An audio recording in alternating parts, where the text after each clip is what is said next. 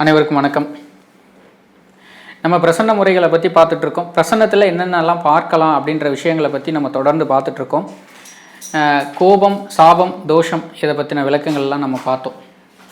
இப்போ கோபம் என்ன பண்ணும், சாபம்லாம் என்ன பண்ணும் அப்படின்ற விஷயத்தை கொஞ்சம் டீட்டெயிலாக பார்க்கலாம். ஸோ கோபம் என்ன பண்ணும் அப்படின்னா ஒருவரை துன்புறுத்தும். ஒருவருடைய கோபம் மற்றொருவரை துன்புறுத்தும், மன ரீதியிலான பாதிப்புகளை கொடுக்கும். அந்த மன ரீதியிலான பாதிப்பு உடல் ரீதியிலான பாதிப்பை ஏற்படுத்தும். ஸோ இது கோபத்தினுடைய விளைவு. சாபத்தினுடைய விளைவு இதனுடைய அடுத்தது. சாபம் ஒருவரை உயிரோடு கொல்லக்கூடிய சக்தி அதுக்கு மட்டும்தான் உண்டு, சாபத்துக்கு மட்டும்தான் உண்டு.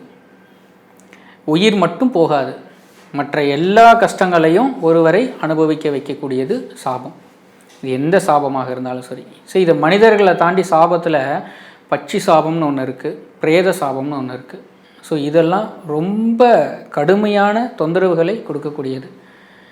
பிரேத சாபம்னா இறந்தவர்களுடைய அந்த சாபம்.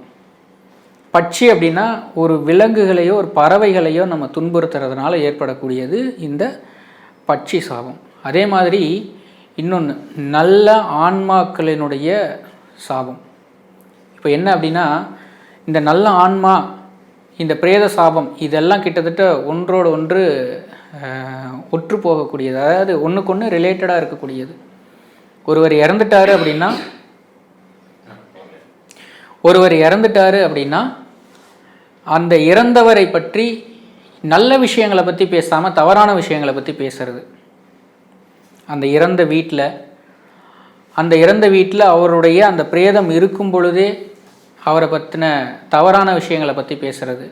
இது யாராக இருந்தாலும் சரி, 3வது மனிதர்கள், 4வது மனிதர்கள், 10வது மனிதர்களாக இருந்தாலும் சரி, இவன் உயிரோடு இருக்கும்போது என்னென்னலாம் பண்ணான்னு எனக்கு தெரியும் அப்படின்னு ஆரம்பிப்பாங்க இல்லையா. இந்த மாதிரியான விவாதங்கள் தான் பிரேத சாபத்தை வரவழைக்கும்.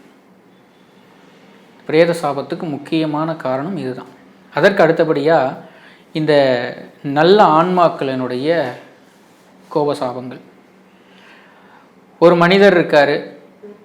ஸோ பொது வாழ்க்கையில் நிறைய நல்ல விஷயங்கள்லாம் பண்ணியிருப்பார், அல்லது ஒரு நல்ல என்ன சொல்கிறது, நம்ம வாரியார் சுவாமிகள் மாதிரி ஒரு நல்ல ஆன்மா. உதாரணத்துக்கு நம்ம அந்த சுவாமிஜியை சொல்கிறோம், அவரை பற்றி தவறாக பேசுகிறது நிறைய இருக்காங்க. கடவுளே இல்லைன்னு சொல்கிறவங்கெல்லாம் இவர்களை பற்றி நிறைய தவறான விஷயங்கள்லாம் பேசுகிறாங்க இல்லையா. ஸோ இந்த மாதிரி ஒரு நல்ல ஆன்மாவை தவறாக பேசுவது, பழி சொல்வது போன்ற செயல்களில் ஈடுபடும் பொழுது இந்த சாபம் ஏற்படும். ஸோ இந்த விஷயங்களை எல்லாத்தையும் தவிர்க்கும் பொழுது நம்ம இந்த கெட்ட கர்மாவிலிருந்து நம்ம கொஞ்சம் கொஞ்சமாக விடுபட்டுறலாம். ஏற்கனவே இருக்கக்கூடிய இந்த கர்மாவை தீர்ப்பதற்கு என்ன வழி அப்படிங்கிறத பிரசன்னத்தின் மூலமாக முழுமையாக அறிந்து கொண்டு அவரவர்களுக்கு இருக்கக்கூடிய அந்த பிரச்சனைகளை முழுமையாக தீர்த்து கொள்வது நல்லது.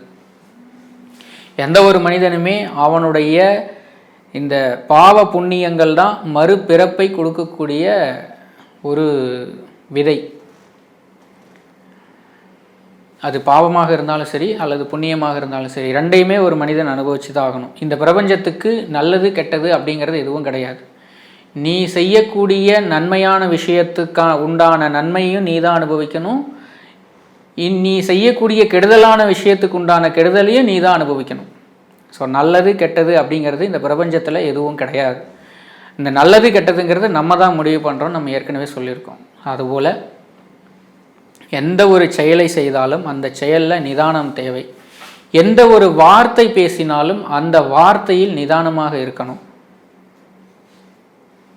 ஸோ இதை மட்டும் நம்ம தொடர்ந்து ஃபாலோ பண்ணோம் அப்படின்னா இந்த கர்மாவிலிருந்து முழுமையாக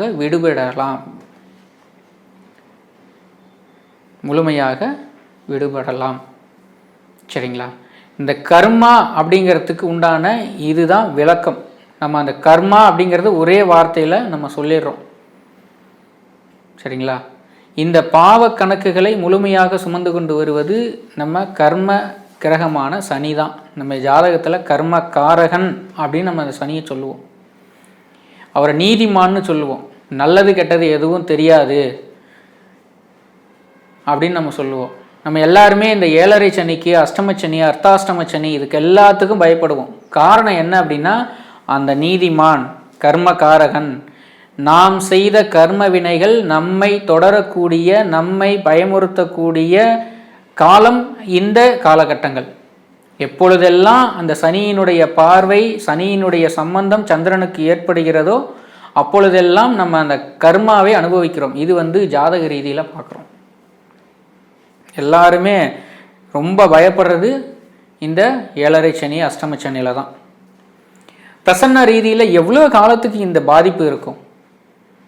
அதே மாதிரி இந்த முறையில், பிரசன்ன முறையில் இதுக்கான தீர்வு என்ன அப்படிங்கிறது முழுமையாக நம்ம தெரிஞ்சுக்கலாம். தீர்வு இருக்காங்கிறது முதல்ல தெரிஞ்சுக்கலாம்.